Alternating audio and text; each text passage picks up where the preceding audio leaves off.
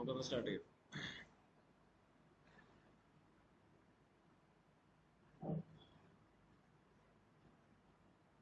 Last day ഒരു 9th and 10th step field status വേരിയന്റും അതിന്റെ അസൈൻമെന്റ് കമ്പനി കോഡിലേക്കുള്ള അസൈൻമെന്റ്.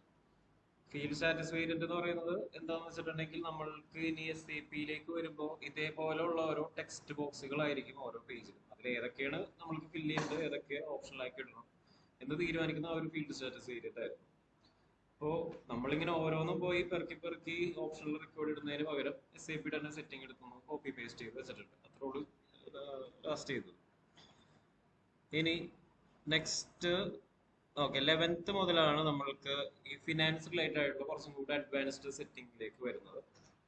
അതിന് ഫിസ്ക്കൽ ഇയർ വേരിയന്റ് ഡെഫിനേഷൻ എന്ന് പറയും. ഫിസ്ക്കൽ ഇയർ എന്ന് പറഞ്ഞിട്ടുണ്ടെങ്കിൽ നിലവിലുള്ള സാമ്പത്തിക വർഷം. ഓക്കെ, അപ്പൊ നമ്മൾ ഒരു ഇന്ത്യൻ കമ്പനി ആയിട്ടാണ് ക്രിയേറ്റ് ചെയ്യാൻ ഉദ്ദേശിക്കുന്നത്. അപ്പൊ ഇന്ത്യൻ കമ്പനി എന്ന് പറയുമ്പോൾ ഇന്ത്യയിലെ സാമ്പത്തിക വർഷം ഏപ്രിലിൽ സ്റ്റാർട്ട് ചെയ്തിട്ട് മാർച്ചിൽ അവസാനിക്കും. അങ്ങനെയാണ് ഇന്ത്യയിലെ സാമ്പത്തിക വർഷം സ്റ്റാർട്ട് ചെയ്യുന്നത്. അപ്പോൾ ആ ഒരു സാമ്പത്തിക വർഷം ഡിഫൈൻ ചെയ്യുന്നതാണ് ഈ ഒരു ഫിസ്ക്കൽ ഇയർ വേരിയന്റ് ഡെഫിനിഷൻ എന്ന് പറയുന്നത്. ഓക്കെ, അതാണ് fiscal year variant definition. OB 29 ടിക്കു. ഓക്കെ, ഇതില് നമ്മൾ വേരിയന്റും ക്രിയേറ്റ് ചെയ്യും, പീരിയഡും സ്പെസിഫൈ ചെയ്യുന്നുണ്ടാവും. ഡിഫൈൻ വേരിയന്റ് സ്പെസിഫൈ പീരിയഡ്സ് എന്നുള്ള രണ്ട് ആക്ടിവിറ്റി ആയിരിക്കും നമ്മൾ ഇതിൽ ചെയ്യാനായിട്ട് പോകുന്നത്. അതിനായിട്ട് ലോഗിൻ ചെയ്യാം.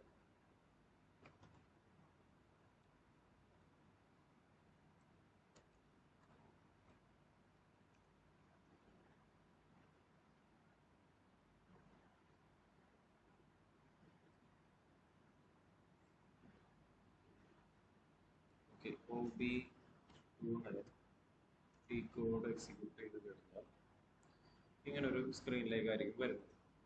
ഇവിടെ പല ആൾക്കാരും അവരുടെ സാമ്പത്തിക വർഷം ഇങ്ങനെ എന്തെങ്കിലുമൊക്കെ പേരിട്ടിട്ട് ഏപ്രിൽ ടു മാർച്ച്, അല്ലെങ്കിൽ കലണ്ടർ ഇയർ എന്ന് പറയുന്നത് ജനുവരി to December.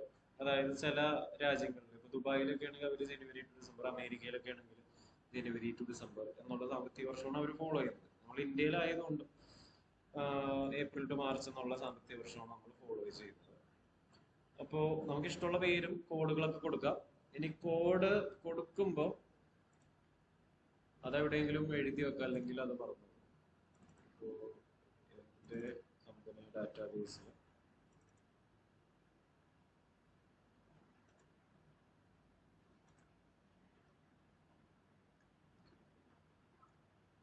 Main company code, next field status variant വരെ ക്രിയേറ്റ് ചെയ്തിട്ടുണ്ടായിരുന്നു. TTMR എന്നുള്ള കോഡ് തന്നെയാണ് കൊടുത്തിട്ടുള്ളത്. ഒരേ കോഡ് കൊടുത്തു കഴിഞ്ഞാൽ ഇതാണ് ഗുണം. ഒരു കോഡ് മറന്നുപോയി കഴിഞ്ഞാൽ അത് എഴുതാൻ വിട്ടുപോയിട്ടുണ്ടെങ്കിലും അതേ കോഡ് തന്നെ ആയിരിക്കും എന്ന് വിചാരിക്കാം. TTMR തന്നെ ആയിരിക്കും എൻ്റെ ഫീൽഡ് സ്റ്റാറ്റസ് വേരിയന്റ്. ഇനിയിപ്പോൾ നമ്മൾ ക്രിയേറ്റ് ചെയ്യാൻ പോകുന്നത് ഫിസ്ക്കൽ ഇയർ വേരിയന്റ്. ഓക്കെ, അപ്പോൾ ഫിസ്ക്കൽ ഇയർ വേരിയന്റ് എന്ന് പറയുമ്പോൾ ഈ ഒരു പേജിലുള്ള പോലെ നമുക്ക് 2 ഡിജിറ്റ് ഉള്ള കോഡേ കൊടുക്കാൻ പറ്റുള്ളൂ. അതാണ് ഇതിന്റെ ഒരു പ്രശ്നം. ടി കോഡ് എക്സിക്യൂട്ട് ചെയ്ത് കഴിയുമ്പോൾ ഇങ്ങനെ ഒരു പേജ് ആയിരിക്കും വരുന്നത്. ഓക്കെ, അപ്പോൾ ടി കോഡ് എക്സിക്യൂട്ട് ചെയ്തു എടുത്തോളൂ.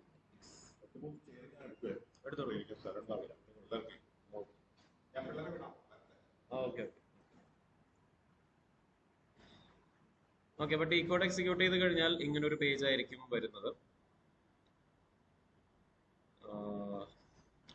നെക്സ്റ്റ് സാധാരണ ചെയ്യുന്ന പോലെ പുതിയൊരു എൻട്രി ആഡ് ചെയ്യാനായിട്ട് ന്യൂ എൻട്രീസ് എന്ന് പറയുന്ന ബട്ടൺ ക്ലിക്ക് ചെയ്യാം. ന്യൂ എൻട്രീസ് ക്ലിക്ക് ചെയ്ത് കഴിഞ്ഞാൽ ന്യൂ എൻട്രീസ് വരും. Click new entries. Okay, new entries click ചെയ്ത് കഴിഞ്ഞാൽ ഇതേപോലെ ഉള്ള ഒരു ബ്ലാങ്ക് പേജ് ആയിരിക്കും വരുന്നത്. ഇനി ഈ ബ്ലാങ്ക് പേജിൽ ഒരു 2 ഡിജിറ്റ് ഉള്ള കോഡ് വേണം കൊടുക്കാനായിട്ട്. അപ്പൊ തൽക്കാലം ഞാൻ TM എന്നുള്ളൊരു കോഡ് കൊടുത്താണ് നോക്കുന്നത്. പക്ഷെ ചിലപ്പോൾ TM കോഡ് സിസ്റ്റം സമ്മതിക്കില്ല, വേറെ ആരും എടുത്തിട്ടുണ്ടെങ്കിൽ സമ്മതിക്കൂല. നോക്കാം. ഇപ്പൊ TMൽ ഞാനിപ്പോ ഏപ്രിൽ ടു മാർച്ച് ഡാറ്റ എന്ന് പറഞ്ഞിട്ടാണ് ഇവിടെ കൊടുക്കുന്നത്, ഏപ്രിൽ ടു മാർച്ച്. നെക്സ്റ്റ് ഇവിടെ സൈഡിൽ നമ്പർ ഓഫ് പോസ്റ്റിംഗ് പീരിയഡ് എന്ന് പറഞ്ഞ ഒരു ഓപ്ഷൻ കിടപ്പുണ്ട്. അതായത് നമ്മൾക്ക് എത്ര മാസങ്ങളിൽ ജേണൽ എൻട്രികൾ എഴുതും. നമുക്ക് ആകെ ഒരു വർഷത്തിൽ 12 മാസം. ഓക്കെ, അതാണ് നമ്പർ ഓഫ് പോസ്റ്റിംഗ് പീരിയഡ് എന്ന് പറയുന്നത്. ഇനി നെക്സ്റ്റ് സൈഡിൽ നമ്പർ ഓഫ് സ്പെഷ്യൽ പീരിയഡ്സ് എന്ന് പറഞ്ഞൊരു ഓപ്ഷൻ കൂടിയുണ്ട്. അതായത് ഈ 12 മാസങ്ങൾ കൂടാതെ എന്തെങ്കിലും അഡ്ജസ്റ്റ്മെന്റ് എൻട്രികളൊക്കെ ആഡ് ചെയ്യാനായിട്ട് എക്സ്ട്രാ ഒരു ഗ്രേസ് ടൈപ്പ് പോലെ. അതായത് ഇപ്പോൾ സാമ്പത്തിക വർഷം 2024 കാര്യം നമുക്ക് വേണമെങ്കിൽ അടുത്ത വർഷത്തേക്കും കൂടി വേണമെങ്കിൽ ആഡ് ചെയ്യാൻ. അതായത് ഇപ്പോൾ ജസ്റ്റ് ഒരു എക്സൽ കാണിച്ചു തരാം.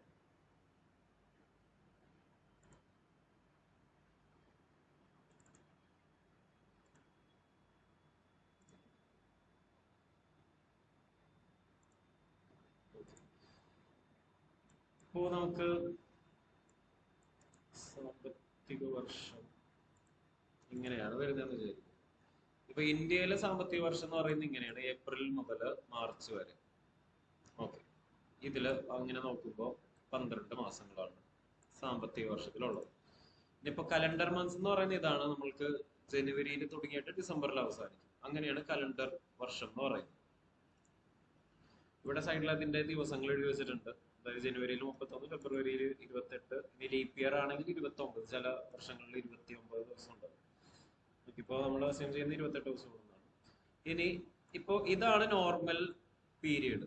അതായത് ഇവിടെ SIP-യിൽ വന്നിട്ടുള്ള കാര്യം ഇതാണ്, നമ്പർ ഓഫ് പോസ്റ്റിംഗ് പീരീഡ് എന്ന് പറഞ്ഞിട്ട് ഇവിടെ 12 എന്ന് പറഞ്ഞാണ് കിടക്കുന്നത്. 12. അപ്പോ 12 എന്ന് പറയുന്നത് ഇതാണ് നമ്പർ ഓഫ് പോസ്റ്റിംഗ് പീരീഡ്. എത്ര മാസങ്ങളിൽ നമ്മൾ ജേണൽ എൻട്രികൾ റെക്കോർഡ് ചെയ്യുന്നുണ്ട്, അതാണ് നമ്പർ ഓഫ് പോസ്റ്റിംഗ് പീരീഡ് എന്ന് പറയുന്നത്.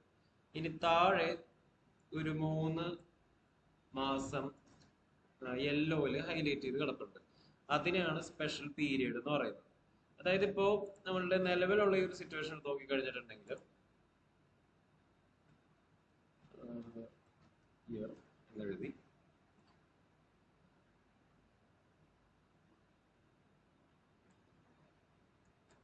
നിലവില് നമ്മളിപ്പോ 2024 എന്ന് പറഞ്ഞ വർഷത്തിലാണ് നിൽക്കുന്നത്. 2024. ഇനി ഈ ഒരു സാമ്പത്തിക വർഷത്തിലെ തന്നെ 3 മാസങ്ങള് അടുത്ത വർഷത്തിലാണ്, അതായത് 2025 എന്ന് പറയും. 25 യെല്ലോന്റെ കാര്യം.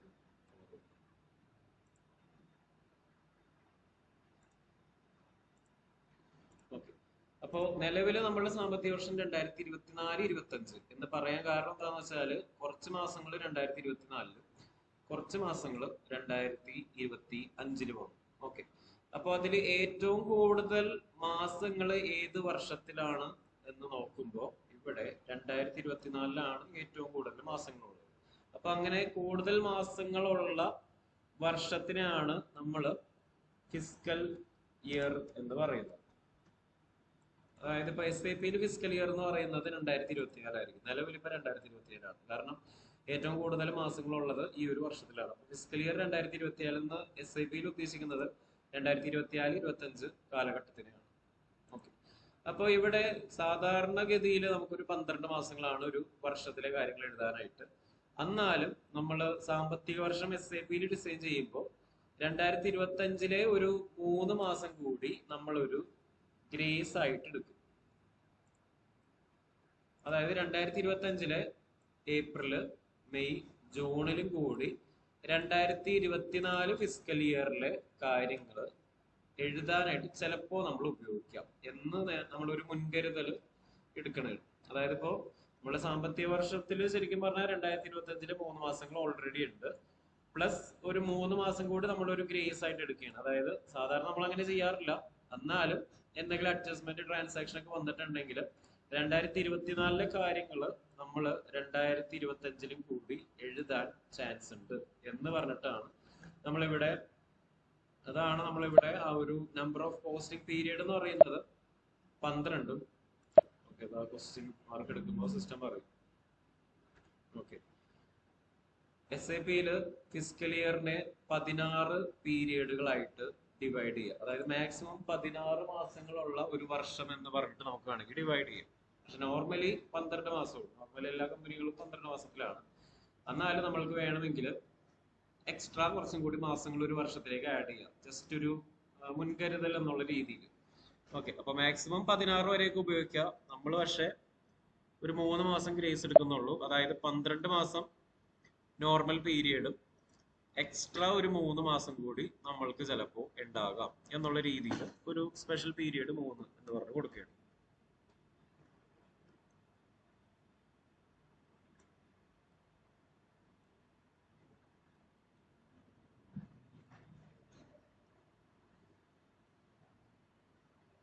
ഓക്കെ, അതാണ് ഇപ്പൊ ഇവിടെ ആഡ് ചെയ്തിട്ടുള്ളത്. ഇനി ഇതൊന്ന് സേവ് ചെയ്യാം.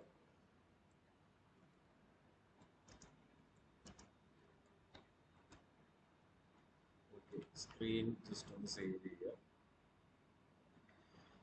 ഇവിടെ എത്തുമ്പോൾ ജസ്റ്റ് ഒന്ന് കൺട്രോളും എസും പ്രസ് ചെയ്ത് കഴിഞ്ഞാൽ ആ ഒരു സേവ് സ്ക്രീൻ വരും. ജസ്റ്റ് ഒന്ന് എന്റർ കീ പ്രസ് ചെയ്തിട്ടുണ്ടെങ്കിൽ ഓക്കെ, സേവ് ആയി. ഇനിയിപ്പോ സേവ് ചെയ്യുമ്പോൾ ഈ കോഡ് പറ്റില്ല എന്ന് പറയുകയാണെങ്കിൽ കോഡ് ഒന്ന് മാറ്റി കൊടുക്കാം. പിന്നെ കുറച്ച് സ്പെഷ്യൽ കീസ് ഒക്കെ യൂസ് ചെയ്ത്, അതായത് ഈ ആൻഡ്, കോമ അങ്ങനെയുള്ള കീസിന്റെ ഒക്കെ കോമ്പിനേഷനിൽ കോഡ് ഉണ്ടാക്കിയിട്ടുണ്ടെങ്കിൽ ഓക്കെയാണ്, സിസ്റ്റം സമ്മതിച്ചു. ഓക്കെ, അപ്പോൾ ആ കോഡ് ഒന്ന് എഴുതി നോക്കട്ടെ. ഫിസിക്കൽ ഇയർ വേരിയന്റ് ഇപ്പൊ എന്റെ TM എന്ന് പറഞ്ഞ കോഡാണ്. ഓക്കെ, ഇനി നെക്സ്റ്റ് ഇപ്പോ ഈ ഒരു സ്ക്രീനിൽ കാണുന്ന പോലെ ക്രിയേറ്റ് ചെയ്തിട്ടുള്ള ഈ ഒരു കോഡിനെ ഒന്ന് ഇടത്തെ സൈഡിൽ പോയി ഒന്ന് ക്ലിക്ക് ചെയ്യുക. റോ വൈസ് സെലക്ട് ചെയ്യുക. റോ വൈസ് സെലക്ട് ചെയ്ത് കഴിഞ്ഞിട്ട് ഇതിന്റെ ഇടത്തെ സൈഡിൽ പീരിയഡ് എന്ന് പറഞ്ഞൊരു ഫോൾഡർ കാണാം. ആ ഫോൾഡർ ഒന്ന് ഡബിൾ ക്ലിക്ക് ചെയ്യുക.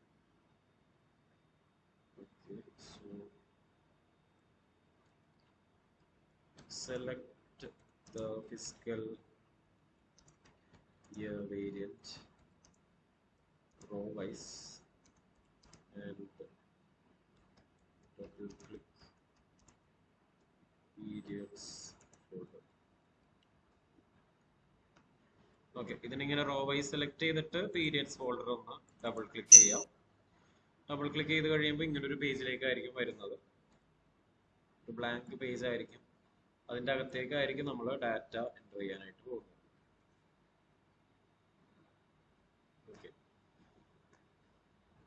ഇനി നെക്സ്റ്റ് ചെയ്യേണ്ടത് ന്യൂ എൻട്രീസ് ക്ലിക്ക് ചെയ്യാം.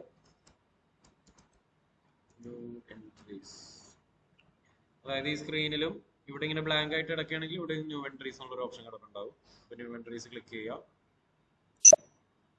ആ പേജ് ഇങ്ങനെ ആക്ടിവേറ്റ് ആയിട്ട് വരും. ഇനി എത്ര മാസങ്ങൾ നമുക്കുണ്ട്, ഓരോ മാസത്തിലും എത്ര ദിവസങ്ങളുണ്ട്, പിന്നെ മന്ത് നമ്പർ നമ്മൾ സ്റ്റാർട്ട് ചെയ്യുന്നത് ജനുവരിയിലായിരിക്കും. അതായത് SAP ഒരു ജർമ്മൻ സോഫ്റ്റ്വെയർ ആയതുകൊണ്ട് അതില് മാസങ്ങൾ സ്റ്റാർട്ട് ചെയ്യുന്നത് ജനുവരിയിലായിരിക്കും സ്റ്റാർട്ട് ചെയ്യുന്നത്. അതായത് ഇങ്ങനെ ജനുവരി, ഫെബ്രുവരി, മാർച്ച്, ഏപ്രിൽ ഇങ്ങനെയായിരിക്കും നമ്മൾ SAP-യില് ഡേറ്റുകൾ കൊടുക്കുന്നത്. ഓക്കെ, അപ്പോൾ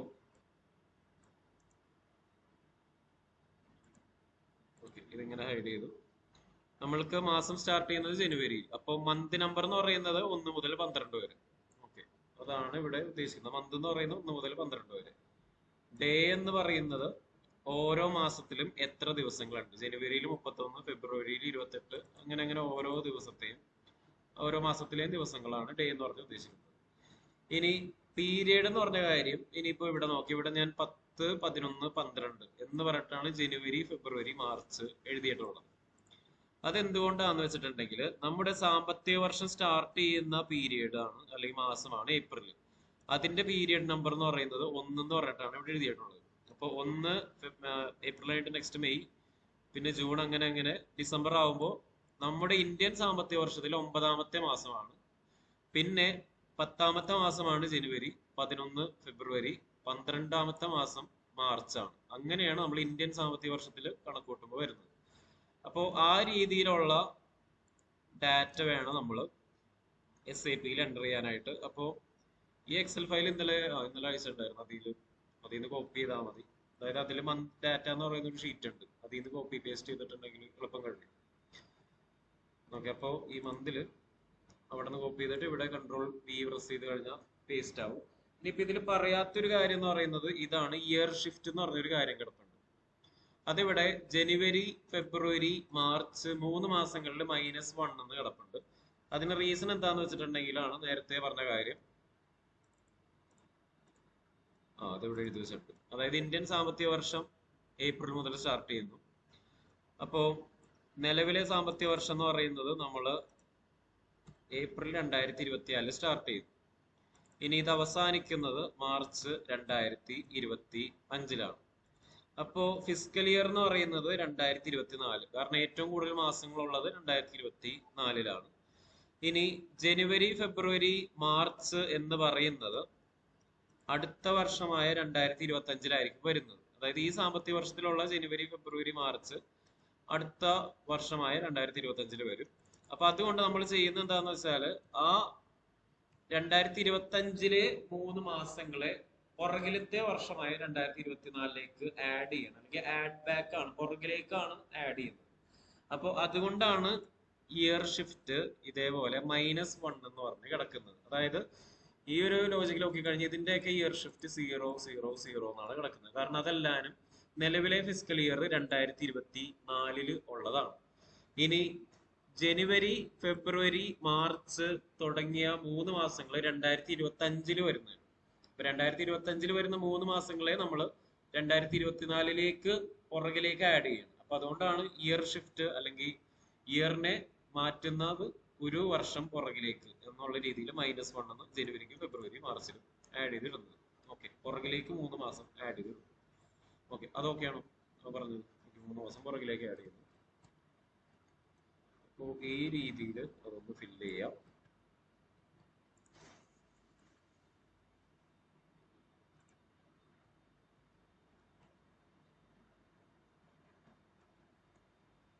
ഓക്കെ, ഇനി അതൊന്ന് സേവ് ചെയ്യും. സേവ് ചെയ്യുമ്പോൾ ഇതിൽ നമ്മൾ ടൈപ്പ് ചെയ്യുമ്പോൾ എന്തെങ്കിലും മിസ്റ്റേക്ക് ഉണ്ടെങ്കിൽ മാത്രം പ്രശ്നം വരുള്ളൂ, അല്ലെങ്കിൽ എറർ ഒന്നും ഈ പേജിൽ വരില്ല. ഓക്കെ, അപ്പോൾ നമ്മുടെ ഫിസിക്കൽ ഇയർ വേരിയന്റ് ഡെഫിനിഷൻ കഴിഞ്ഞു.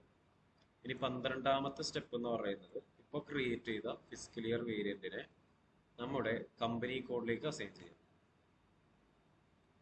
Okay, assign fiscal year variant to company code.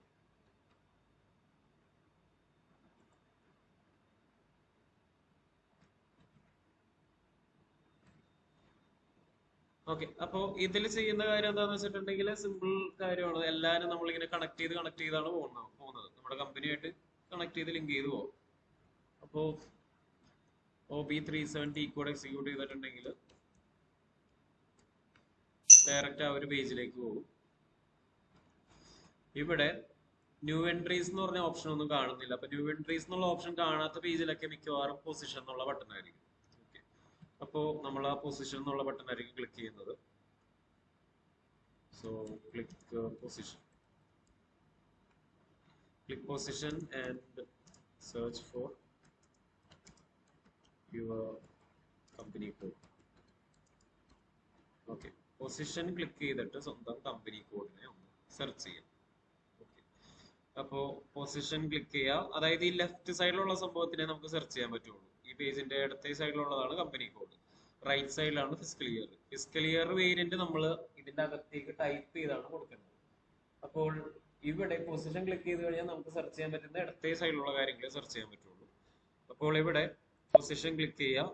എന്റെ കമ്പനി കോഡ് TTMR ആണ്. അങ്ങനെ TTMR എന്ന് സെർച്ച് ചെയ്ത് കഴിയുമ്പോൾ ടാറ്റ മോട്ടോഴ്സ് ഹെഡ് ഓഫീസ് എന്നുള്ള എന്റെ കമ്പനിയോട് കാണുന്നുണ്ട്. ഇനി ഇതിന് നേർക്ക് എന്റെ ഫിസിക്കൽ ഇയർ വേരിയന്റിന്റെ കോഡ് TM എന്നാണ്. അപ്പൊ TM എന്നുള്ള കോഡ് കൊടുത്തു, എന്റർ കീ പ്രസ് ചെയ്യുക. ഓക്കെ, എന്റർ കീ പ്രസ് ചെയ്യുമ്പോൾ ഇവിടെ TVS ഒരു പ്രശ്നം ഉണ്ടെന്ന് പറഞ്ഞ് സിസ്റ്റം പറയുന്നുണ്ട്. അതായത് ഒരു no postings are possible without physical year variant. TVS എന്റെ കമ്പനി അല്ല, വേറെ ആരുടെയോ കമ്പനിയാണ്. അപ്പൊ അങ്ങനെ എന്തെങ്കിലും പ്രശ്നങ്ങൾ വരികയാണെങ്കിൽ ജസ്റ്റ് വാർണിംഗ് മെസ്സേജ് ആണെങ്കിൽ ജസ്റ്റ് ഒന്ന് എന്റർ കീ പ്രസ് ചെയ്താൽ മതി. അപ്പൊ അത് ഓവർറൈഡ് ആയിട്ട് അടുത്ത VPA ആ കമ്പനിക്കും ഫിസിക്കൽ ഇയർ വേരിയന്റ് ഇല്ല എന്ന് പറയുന്നുണ്ട്. അതും എന്റെ കമ്പനിയല്ല. സിസ്റ്റം വിചാരിക്കുന്നത് ഈ കമ്പനി എല്ലാവരും നമ്മളെ നോക്കാനായിട്ടാണ് ഏൽപ്പിച്ചിരിക്കുന്നത്. അതുകൊണ്ടാണ് മറ്റു കമ്പനീസിന്റെ വാർണിംഗ്സ് നമുക്ക് വരുന്നത്. നമ്മളത് ഇഗ്നോർ ചെയ്യാം. ജസ്റ്റ് ഒന്ന് എന്റർ കീ പ്രസ് ചെയ്താൽ മതി. അതിവിടെ മാറിയത് ഇപ്പൊ ഡിസ്ക്രിപ്ഷൻ ഏപ്രിൽ മാർച്ച് ടാറ്റ എന്ന് പറഞ്ഞായിട്ടുണ്ട്. ഇപ്പൊ എന്റെ കമ്പനിയുടെ ഫിസിക്കൽ ഇയർ വേരിയന്റ് നിലവിൽ ഇപ്പോൾ TM എന്ന് പറഞ്ഞിട്ടാണ് സേവ് ആയിട്ട് എടുക്കുന്നത്. ഓക്കെ, അപ്പോൾ സ്വന്തം ഫിസിക്കൽ ഇയർ വേരിയന്റ് സ്വന്തം കമ്പനിക്ക് നേരെ ഇങ്ങനെ ടൈപ്പ് ചെയ്ത് കൊടുക്കുക.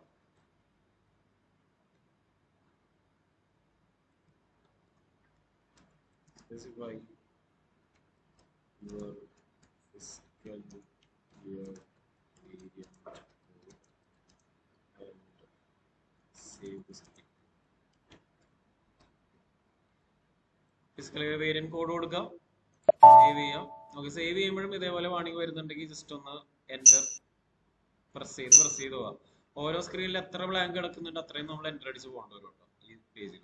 Okay, save prompt for customizing request വന്നിട്ടുണ്ട്, ജസ്റ്റ് ഒന്ന് എൻ്റർ പ്രസ് ചെയ്യാം. സേവ് ആയിട്ടുണ്ട്. ഓക്കെ, ഇനി നെക്സ്റ്റ് സ്റ്റെപ്പിലാണ് നമ്മുടെ കമ്പനിയുടെ posting period variant code set ചെയ്യുന്നത്. ഈ പോസ്റ്റിംഗ് പീരിയഡ് വേരിയന്റ് എന്ന് വെച്ചാൽ ഉദ്ദേശിക്കുന്നത് നമ്മൾ ട്രാൻസാക്ഷൻസ് പോസ്റ്റ് ചെയ്യുന്ന, അതായത് ജേണൽ എൻട്രി റെക്കോർഡ് ചെയ്യുന്ന വർഷത്തിനെ അല്ലെങ്കിൽ മാസത്തിനെയാണ് പോസ്റ്റിംഗ് പീരിയഡ് എന്ന് പറയുന്നത്. ഓക്കെ, അപ്പോൾ ആ ഒരു പോസ്റ്റിംഗ് പീരിയഡ് വേരിയന്റ് ആണ് നെക്സ്റ്റ് ഇനിയിപ്പോൾ ചെയ്യാൻ പോകുന്നത്. അപ്പോൾ അത് ക്രിയേറ്റ് ചെയ്യുമ്പോൾ കുറച്ചും കൂടി ഒരു ഐഡിയ കിട്ടും എന്താണ് posting period variant.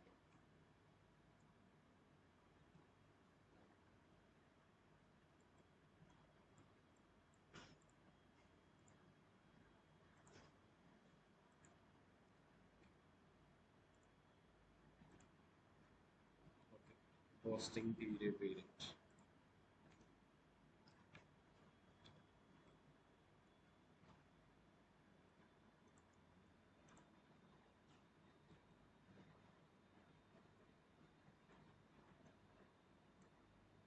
T code OBBO.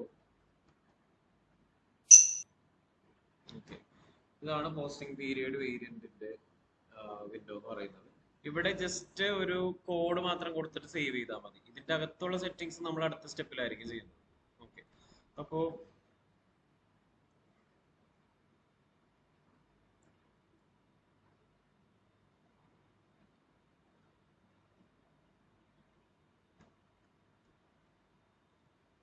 ഇതിലാകെ ചെയ്യേണ്ടത് ജസ്റ്റ് ന്യൂ എൻട്രീസ് ക്ലിക്ക് ചെയ്യാം.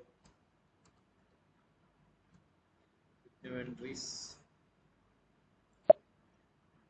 അത് കഴിഞ്ഞിട്ട് ഒരു കോഡ് കൊടുക്കുക, ഡിസ്ക്രിപ്ഷൻ കൊടുക്കുക, സേവ് ചെയ്യുക. Specify code, description and save.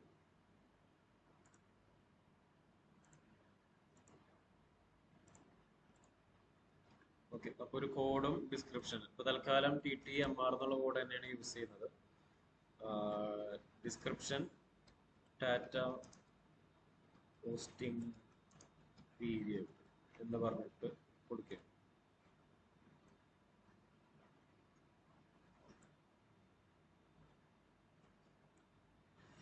Okay, അപ്പോൾ ഒരു ന്യൂ എൻട്രീസ് കൊടുത്തു, എന്തെങ്കിലും ഒരു കോഡ് കൊടുക്കുക. ഡിസ്ക്രിപ്ഷൻ ഇപ്പോൾ ഇത് പോസ്റ്റിംഗ് പീരിയഡ് ആയതുകൊണ്ട് തിരിച്ചറിയാനായിട്ട് പോസ്റ്റിംഗ് പീരിയഡ് തന്നെ ഇപ്പോൾ കൊടുത്തിട്ടുണ്ട്.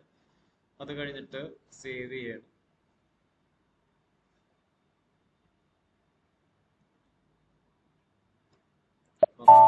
അത് സേവ് ആയി. ഇനി ഈ കോഡിന്റെ അകത്തുള്ള സെറ്റിംഗ്സ് നമ്മൾ ചെയ്യാൻ പോകുന്നത് അടുത്ത സ്റ്റെപ്പിലാണ്. ഈ ഒരു open and closing posting period എന്ന് പറഞ്ഞ സെറ്റിംഗിലാണ് ഇതിന്റെ ഈ കോഡ് നമുക്ക് ആവശ്യം വരുന്നത്. അപ്പോൾ 14th സ്റ്റെപ്പിലേക്ക് ഒന്ന് പോവാം.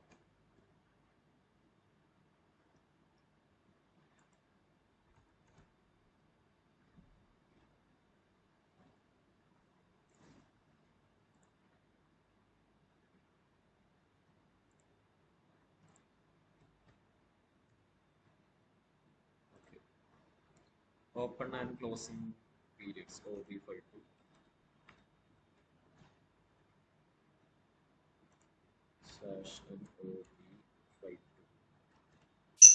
ഓക്കെ, അപ്പോൾ ഇവിടെ open and closing posting period. അപ്പോൾ ഇവിടെയാണ് നമ്മൾ കഴിഞ്ഞ സ്റ്റെപ്പിൽ ക്രിയേറ്റ് ചെയ്തിട്ടുള്ള കോഡ്. അപ്പോൾ കഴിഞ്ഞ സ്റ്റെപ്പിൽ ഓക്കെ പോസ്റ്റിംഗ് പീരിയഡ് വേരിയന്റ് എന്നുള്ളൊരു കോഡ് ഇപ്പോൾ ക്രിയേറ്റ് ചെയ്തിട്ടുണ്ട്. അപ്പോൾ അതിന്റെ കോഡ് ഒന്ന് എഴുതി വെക്കാം. Posting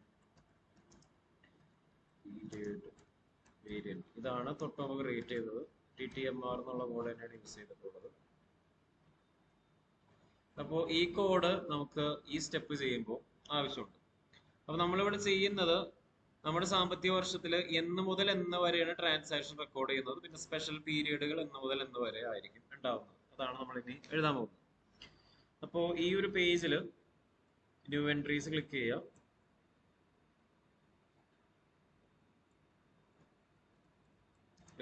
new entries. ഓക്കെ, ഇവിടെ മറ്റുള്ള ആൾക്കാർ അവരുടെ സാമ്പത്തിക വർഷം ഓപ്പണിംഗ്, പോസ്റ്റിംഗ്, ക്ലോസിംഗ് പീരീഡ് ഒക്കെ സെറ്റ് ചെയ്ത് കാണാൻ പറ്റും. അതായത് അവർക്ക് 1 മുതൽ 12 മാസം വരെയാണ് അവർ ജേണൽ എൻട്രി എഴുതുന്നത്. എക്സ്ട്രാ ഗ്രേസ് പീരീഡ് എന്ന് പറയുന്നത് 12ാമത്തെ മാസം മുതൽ, അല്ലെങ്കിൽ 13ാമത്തെ മാസം, ഇതാണ് കറക്റ്റ്, 13ാമത്തെ മാസം മുതൽ 16ാമത്തെ മാസം വരെ ചിലപ്പോൾ അവർ വീണ്ടും ട്രാൻസാക്ഷൻസ് റെക്കോർഡ് ചെയ്യാൻ സാധ്യതയുണ്ട്. അത് നമുക്ക് എഴുതുമ്പോൾ കുറച്ചും കൂടി എളുപ്പത്തിൽ മനസ്സിലാവും. നമ്മളിവിടെ ന്യൂ എൻട്രീസ് ക്ലിക്ക് ചെയ്യാം, അത്രയും എഴുതിയിട്ടുള്ളൂ. ഇനിയിപ്പോൾ ന്യൂ എൻട്രീസ് ക്ലിക്ക് ചെയ്ത് കഴിയുമ്പോൾ ഒരു ബ്ലാങ്ക് പേജ് ആയിരിക്കും വരുന്നത്. ഈ ബ്ലാങ്ക് പേജിൽ ഫസ്റ്റ് സിസ്റ്റം ചോദിക്കുന്നത് വേരിയന്റിന്റെ കോഡാണ്. വേരിയന്റ് കോഡ് നേരത്തെ കഴിഞ്ഞ സ്റ്റെപ്പിൽ ചെയ്തത്, posting period variant code. Okay, അത് ടൈപ്പ് ചെയ്ത് കൊടുക്കുക. നെക്സ്റ്റ് ഒരു കാര്യമാണ് അക്കൗണ്ട് എന്ന് പറയുന്നത്. അതായത് ഈ ഒരു സാമ്പത്തിക വർഷത്തിൽ നമ്മൾ എന്തൊക്കെ ടൈപ്പ് ട്രാൻസാക്ഷൻ ആയിരിക്കും ചെയ്യുന്നത്. നമ്മൾ അസറ്റിന്റെയും കസ്റ്റമറിന്റെയും മെറ്റീരിയലിന്റെ എല്ലാ തരത്തിലുള്ള ട്രാൻസാക്ഷൻ ചെയ്യും. അപ്പോൾ അതുകൊണ്ട് എ എന്ന് പറഞ്ഞ അക്കൗണ്ട് ഓപ്ഷൻ, അപ്പോൾ അക്കൗണ്ട് ഓപ്ഷൻ എന്ന് പറയുന്നത് നമ്മൾ പ്ലസ് എന്ന് പറഞ്ഞ ഓപ്ഷൻ ആയിരിക്കും സെലക്ട് ചെയ്യുന്നത്. അതായത് valid for all account types എന്നുള്ള ഓപ്ഷനാണ് ഇവിടെ സെലക്ട് ചെയ്യുന്നത്. എല്ലാ ട്രാൻസാക്ഷൻ നമ്മൾ ഈ സാമ്പത്തിക വർഷത്തിൽ ചെയ്യും. അസറ്റിന്റെ മേടിക്കുന്നത്, കസ്റ്റമർക്ക് വിൽക്കുന്നത്, വെണ്ടറിന്റെ കയ്യിൽ നിന്ന് സാധനങ്ങൾ മേടിക്കുന്നത്. ഓക്കെ, ഇനി ഫ്രം അക്കൗണ്ട് ടു അക്കൗണ്ട് എന്ന് പറഞ്ഞിട്ടുള്ള ഒരു സ്പേസ് ഉണ്ട്. നമ്മൾ അക്കൗണ്ട് സെറ്റ് ചെയ്തത് നിങ്ങൾക്ക് കഴിഞ്ഞ ദിവസം ഓർമ്മയുണ്ടാവും. അതായത് ഇവിടെ 1 മുതൽ 6000 വരെ ഉള്ള അക്കൗണ്ടുകളായിരിക്കും നമ്മൾ ഉണ്ടാക്കാൻ പോകുന്നത്. ഓക്കെ, അപ്പോ ഇങ്ങനെ വേണമെങ്കിൽ ഇങ്ങനെ പറഞ്ഞു കൊടുക്കുക. അതായത് ഈ ഒരു സാമ്പത്തിക വർഷത്തിൽ 1 മുതൽ 6000 വരെയുള്ള അക്കൗണ്ടുകളായിരിക്കും നമ്മൾ യൂസ് ചെയ്യാൻ പോകുന്നത്. അപ്പൊ അങ്ങനെ ചെയ്തിട്ടുണ്ടെങ്കിൽ സപ്പോസ് ഇനി നമ്മൾക്ക് എന്തെങ്കിലും ഒരു അഡീഷൻ ചെയ്യണമെന്നുണ്ടെങ്കിൽ അത് നടക്കില്ല. അപ്പൊ അതിനേക്കാളും നല്ലത് ഇതിങ്ങനെ കൊടുക്കാതെ ബ്ലാങ്ക് ആക്കി ഇടുന്നതാണ് കുറച്ചും കൂടി സേഫ്. ഓക്കെ, നമ്മൾ ഏത് അക്കൗണ്ട് ഉപയോഗിക്കുന്നു പറയാൻ പറ്റൂല എന്നുള്ള രീതിയിൽ from account to account blank ആക്കി ഇട്ടിട്ടുണ്ട്. അടുത്തു. ഓക്കെ, ഇനി next from period and to period എന്നുള്ള ഫീൽഡ് കിടപ്പുണ്ട്. അപ്പോൾ ഫ്രം പീരിയഡിൽ നമ്മുടെ വർഷം സ്റ്റാർട്ട് ചെയ്യുന്നത് ഫസ്റ്റ് മന്തിൽ നിന്നാണ്. അതുകൊണ്ട് ഇവിടെ 1 എന്ന് കൊടുത്തു. ഇനി ഇയർ എന്ന് പറയുന്നത് നിലവിലത്തെ ഫിസിക്കൽ ഇയർ ആയ 2024, നിലവിലെ റണ്ണിങ് ആയിട്ടുള്ള വർഷം 2024. ടു പീരിയഡ് എന്ന് പറയുന്നത് നമ്മുടെ നിലവിലത്തെ വർഷം എന്ന് പറയുന്നത് ടു പീരിയഡ് എന്ന് പറയുന്നത് 1ാമത്തെ മാസത്തിൽ സ്റ്റാർട്ട് ചെയ്തിട്ട് 12ാമത്തെ മാസത്തിൽ അവസാനിക്കും. ഓക്കെ, 12. ഇനി വർഷം 2024. നെക്സ്റ്റ് ഇവിടെ വീണ്ടും ഫ്രം പീരിയഡ് 2 എന്ന് പറഞ്ഞ് കിടപ്പുണ്ട്. അത് ഉദ്ദേശിക്കുന്നത് എന്താണെന്ന് വെച്ചാൽ ഗ്രേസ് പീരിയഡ് ആണ്. നമ്മൾ നേരത്തെ പറഞ്ഞിട്ടുണ്ടായിരുന്നു എക്സ്ട്രാ ഒരു 3 മാസം കൂടി നമ്മൾക്ക് ചിലപ്പോൾ ഉണ്ടാകാം. അപ്പോ 13ാമത്തെ മാസം 2024 തന്നെ ആയിരിക്കും അവിടെയും ഫിസിക്കൽ ഇയർ. കാരണം ആ ഒരു വർഷത്തിലേക്കാണ് നമ്മൾ ആഡ് ചെയ്യുന്നത്. ടു 13, 14, 15 നമ്മൾ 3 മാസം എടുക്കുന്നുള്ളൂ. വേണമെങ്കിൽ 16 വരെ എടുക്കാം, അല്ലെങ്കിൽ ഓക്കെ 4 മാസം വരെയൊക്കെ എടുക്കാം. അപ്പോ 13, 14, ഓക്കെ 15. അപ്പൊ ടു പീരിയഡ് ഇവിടെ 15 തന്നെ കൊടുത്തു. ഇയർ അടുത്ത് കൊടുത്തു 2024. ടു പീരിയഡും 2024 കൊടുത്തു.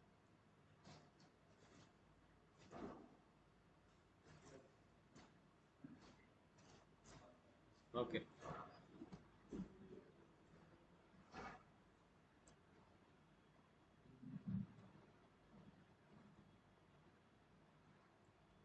അപ്പോൾ ന്യൂ എൻട്രീസ് ക്ലിക്ക് ചെയ്തിട്ട് ഫസ്റ്റ് വേരിയന്റ് കോഡ്, പിന്നെ അക്കൗണ്ട് എല്ലാവരും കൊടുക്കുന്നുണ്ട്. ഇയർ 24, സ്റ്റാർട്ടിങ് പീരീഡ് പറഞ്ഞില്ല. ആദ്യം സ്റ്റാർട്ടിങ് പീരീഡ് ആണ് കൊടുക്കേണ്ടത്.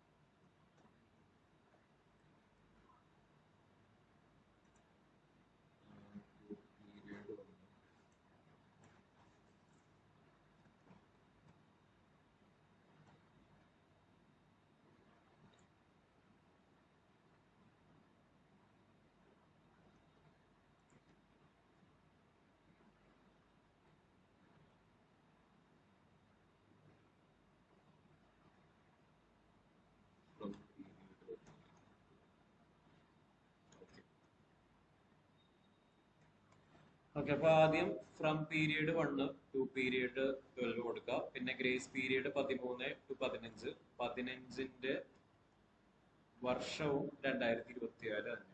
അങ്ങനെ തന്നെ കൊടുക്കുക. വർഷം സെയിം തന്നെയാണ്, എല്ലാവരും ഒറ്റ സാമ്പത്തിക വർഷത്തിൽ വരുന്നു.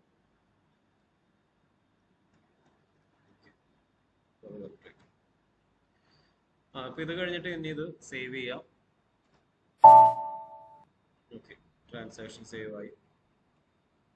Save the screen. Okay, ഒരു ട്രാൻസാക്ഷൻ ഓക്കെ.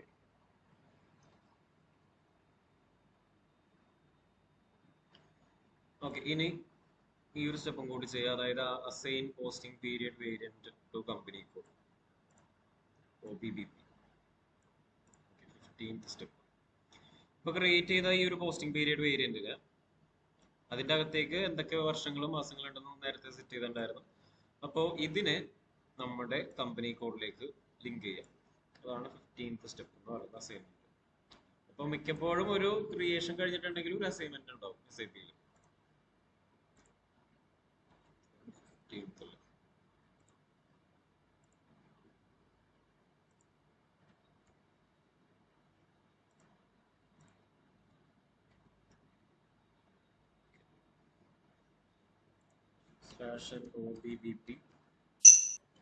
OBBP എക്സിക്യൂട്ട് ചെയ്യുമ്പോൾ ഇങ്ങനൊരു പേജിലേക്കായിരിക്കും വരുന്നത്. ലെഫ്റ്റ് സൈഡിൽ കമ്പനി കോഡുകൾ കാണാം. നമ്മൾ ന്യൂ എൻട്രീസിന്റെ ഓപ്ഷൻ ഒന്നുമില്ല, സെർച്ച് ചെയ്ത് തന്നെ എടുക്കണം.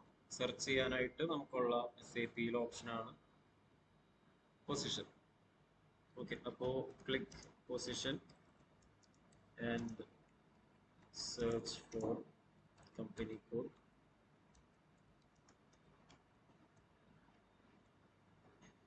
അതായത് പൊസിഷൻ ക്ലിക്ക് ചെയ്യുക, കമ്പനി കോഡിനെ സെർച്ച് ചെയ്യുക. കമ്പനി കോഡിനെ സെർച്ച് ചെയ്യുന്നത്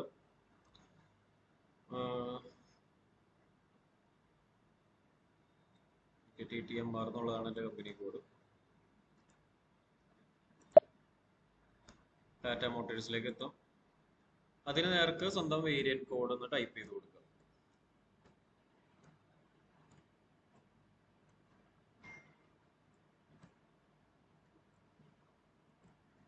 Specify your variant code.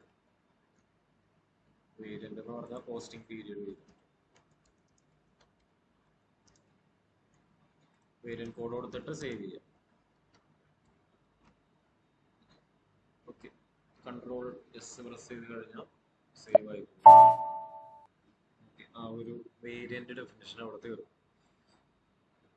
Okay, ഇനിയിപ്പോൾ നമുക്ക് അധികം സ്റ്റെപ്പ് ഒന്നുമില്ല. ഇന്നത്തോടെ നമുക്കൊന്ന് ഈ ഒരു കമ്പനി കോൺഫിഗറേഷൻ തീർക്കാം. ഓക്കെ, അത് കഴിഞ്ഞിട്ട് നമുക്ക് നാളെ മുതൽ ജേണൽ എൻട്രി കാര്യങ്ങളോട്ട് പോകാം. അപ്പൊ ഇനി നെക്സ്റ്റ് ഉള്ളത് ടോളറൻസ് ഗ്രൂപ്പ് എന്ന് പറഞ്ഞ ഒരു സെറ്റിംഗ് ആണ്. ഈ ടോളറൻസ് എന്ന് പറയുന്നത് നമുക്ക് SAP-യിൽ ഒരു ജോലിക്കാരന് മാക്സിമം എത്ര രൂപയുടെ ഡോക്യുമെന്റ് സേവ് ചെയ്യാൻ പാടുള്ളൂ എന്നുള്ള രീതിയിലൊക്കെ നമുക്ക് സെറ്റ് ചെയ്യാം. അതായത് ഇപ്പോ ഒരു സ്റ്റാഫ് അയാൾ ഫ്രഷർ ആണെങ്കിൽ അയാളോട് നമുക്ക് ഒരു 10,000-ന്റെ സാധനങ്ങൾ മേടിക്കാം, സെയിൽ ചെയ്യാം എന്നുള്ള രീതിയിൽ വേണമെങ്കിൽ സെറ്റ് ചെയ്യാം. ഇനി ഒരു 1,00,000-ന്റെ സാധനങ്ങൾ മേടിക്കുന്ന എന്തെങ്കിലും ഒരു ജേണൽ എൻട്രി അയാൾക്ക് ചെയ്യണം എന്നുണ്ടെങ്കിൽ പറ്റൂല. കാരണം സെർവർ ഇങ്ങനെ എറർ മെസ്സേജ് വരും, നിങ്ങൾക്ക് ഇത്രയും രൂപയുടെ സാധനം മേടിക്കാൻ പറ്റുള്ളൂ എന്നുള്ള മെസ്സേജ് വരും. ഓക്കെ, അപ്പോൾ അങ്ങനെയുള്ള ലിമിറ്റിനെയാണ് ടോളറൻസ് എന്ന് പറയുന്നത്.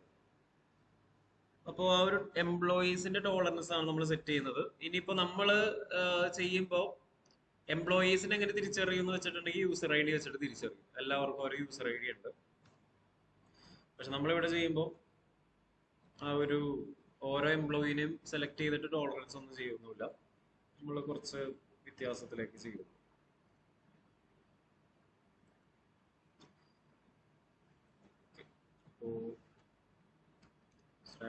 OBA4. ഓക്കെ, ഇവിടെ ടോളറൻസ് ഗ്രൂപ്പ് ഫോർ യൂസേഴ്സ് എന്ന് പറഞ്ഞ വിൻഡോ വരും. അപ്പൊ ഇവിടെ ടോളറൻസ് ഗ്രൂപ്പ് ബൈ ഡിഫോൾട്ട് എല്ലാ എംപ്ലോയീസിനെയും സെലക്ട് ചെയ്യണം എന്നുണ്ടെങ്കിൽ ഇങ്ങനെ ടോളറൻസ് ഗ്രൂപ്പ് ബ്ലാങ്ക് ആയിട്ട് കൊടുത്താൽ മതി. ബ്ലാങ്ക് എന്ന് പറയുന്നതാണ് എല്ലാ യൂസേഴ്സും. അതായത് നമ്മുടെ ഈ ഒരു സെറ്റിംഗ് എല്ലാവർക്കും ബാധകമാകണം എന്നുണ്ടെങ്കിൽ ടോളറൻസ് ഗ്രൂപ്പ് ബ്ലാങ്ക് എന്ന് കൊടുത്താൽ മതി. എല്ലാവർക്കും ഇതേ ടോളറൻസ് ആയിരിക്കും ബാധകം. ഓക്കെ, അപ്പോൾ ഈ ഒരു സ്ക്രീനിൽ നിൽക്കുമ്പോൾ സാധാരണ ചെയ്യുന്ന പോലെ ന്യൂ എൻട്രീസ് ക്ലിക്ക് ചെയ്യുക. Click new entries. കൊടുക്കാം. ഈ ഗ്രൂപ്പ് എന്ന് പറഞ്ഞ കോഡ് ബ്ലാങ്ക് ആക്കി ഇടാം. കമ്പനി കോഡ് നിങ്ങളുടെ സ്വന്തം കമ്പനി കോഡ് കൊടുക്കാം. പിന്നെ എമൗണ്ട് പെർ ഡോക്യുമെന്റ് മാക്സിമം എത്ര രൂപയുടെ എമൗണ്ട് വരെ ഈ ഒരു കൂട്ടം ഓഫ് ആൾക്കാർക്ക് പാസ്സാക്കും. തൽക്കാലം നമ്മളിവിടെ ചെയ്യാൻ പോകുന്നത്, നമ്മൾ ഭയങ്കര ലിമിറ്റ് ഒന്നും കുറക്കേണ്ട, വല്ല 1 കോടിയോ 10 കോടി സംതിങ് എമൗണ്ട് ഇടാം. അതാകുമ്പോൾ നമ്മൾക്ക് എത്ര എമൗണ്ട് ഇട്ട് കഴിഞ്ഞാലും കുഴപ്പമൊന്നുമില്ല. അതായത് എമൗണ്ട് പെർ ഡോക്യുമെന്റ് എന്ന് പറഞ്ഞാൽ ഒരു സാധാരണ ഡോക്യുമെന്റിന് എത്ര രൂപ വരെ പാസ്സാകാം. ഇനി amount per open item account എന്ന് പറയുന്നത് നമ്മൾ കടമായിട്ട് മേടിക്കുമ്പോൾ എത്ര രൂപ വരെ കടമായിട്ട് മേടിക്കാം, അതാണ് ഓപ്പൺ ഐറ്റം എന്ന് പറയുന്നത്. നമ്മൾ ഇനി വെൻഡറിനെ ഡിസ്കസ് ചെയ്യുമ്പോൾ ഈ ഓപ്പൺ ഐറ്റം എന്നുള്ള ചേരാണ് വെൻഡറിനെ ഡിസ്കസ് ചെയ്യുമ്പോൾ ഈ ഓപ്പൺ ഐറ്റം എന്നുള്ള കൺസെപ്റ്റ് പറഞ്ഞു പോകും. അപ്പോൾ അതും ഒരു എമൗണ്ട് ഒന്ന് ടൈപ്പ് ചെയ്ത് കൊടുക്കുക. Next cash discount per line item എന്നുള്ളൊരു ഓപ്ഷൻ കിടപ്പുണ്ട്. മാക്സിമം എത്ര രൂപ വരെ ഡിസ്കൗണ്ട് നമ്മുടെ കമ്പനിക്ക് കൊടുക്കാനായിട്ട്, അല്ലെങ്കിൽ കമ്പനിയിലെ സ്റ്റാഫിന് കൊടുക്കാൻ പറ്റും. അത് നമ്മൾ നേരത്തെ തന്നെ ഇങ്ങനെ മുൻകൂട്ടി തീരുമാനിച്ചിട്ട് സേവ് ചെയ്യാൻ നോക്കാം.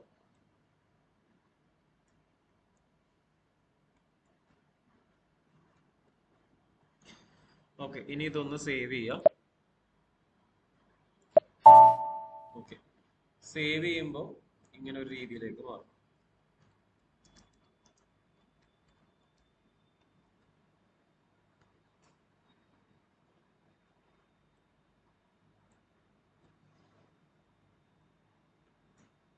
ഓക്കെ, സേവ് ചെയ്ത് കഴിഞ്ഞാൽ ഒരു പെർസെൻറ്റേജ് വരും. ഇനി permitted payment difference, revenue expense, അതിപ്പോ നമ്മൾ ഫില്ല് ചെയ്യേണ്ട കാര്യം ഇല്ല.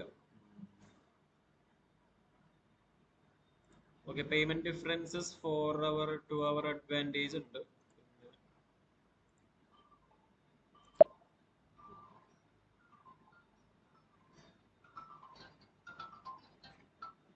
ഹലോ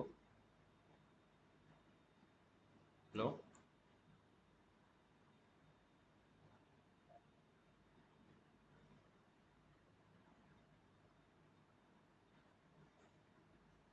ഓക്കെ, അപ്പൊ ഇവിടെ പെർമിറ്റഡ് പേയ്മെന്റ് ഡിഫറൻസ് ഫോർ എക്സ്പെൻസും ഉണ്ട്, അതേപോലെ തന്നെ റവന്യൂവും ഉണ്ട്.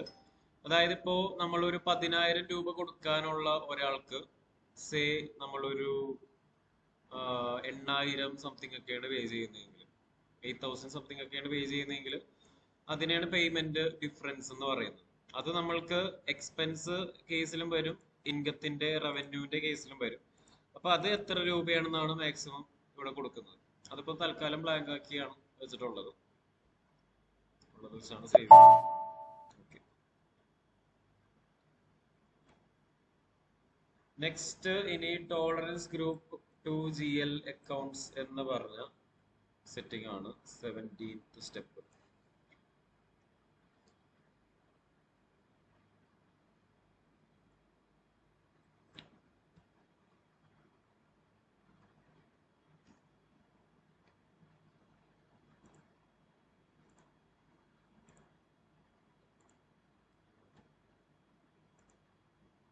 Okay, T code OBA0. Okay, ഈ ഒരു OBA0 നമ്മൾ ചെയ്യുന്ന എന്താന്ന് വെച്ചാൽ ഓരോ GL അക്കൗണ്ട് പോസ്റ്റിംഗ് ചെയ്യുമ്പോഴും, അതായത് ഓരോ എക്സ്പെൻസ് ഇൻകം ലെഡ്ജറിലൊക്കെ മാക്സിമം എത്ര രൂപ റെക്കോർഡ് ചെയ്യാം, അങ്ങനെ ഒരു സെറ്റിംഗ് കൂടി നമ്മളിപ്പോ ചെയ്യുന്നുണ്ട്. ഓക്കെ,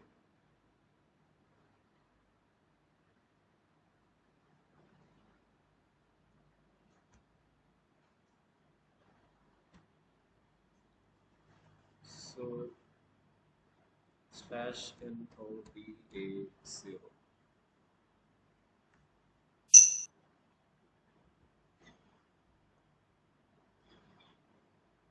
അത് എക്സിക്യൂട്ട് ചെയ്ത് കഴിയുമ്പോൾ ഇങ്ങനെ കമ്പനി കോഡ് ടോളറൻസ് ഗ്രൂപ്പ് എന്ന് പറയുന്ന ഒരു വിൻഡോയിലേക്കായിരിക്കും വരുന്നത്.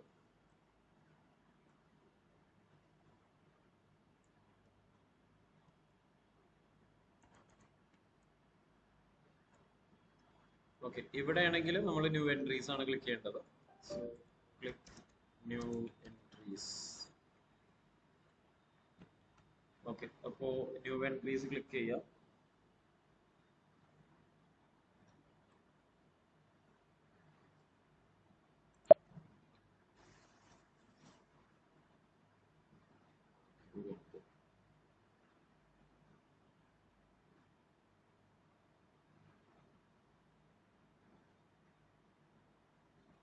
ഓക്കെ, അപ്പോ ന്യൂ എൻട്രീസ് ക്ലിക്ക് ചെയ്യാം.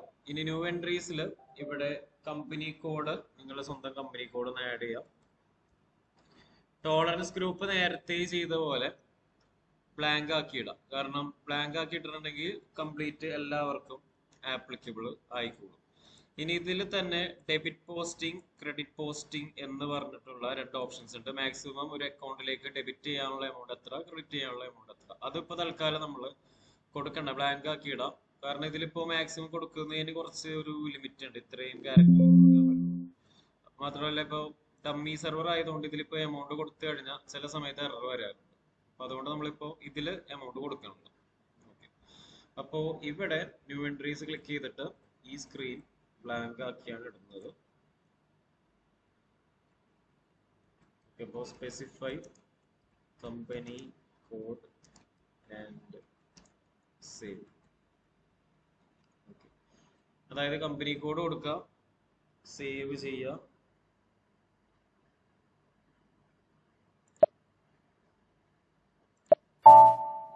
ഓക്കെ, ഡാറ്റ സേവ് എന്നുള്ള മെസ്സേജ് വന്നിട്ടുണ്ട്.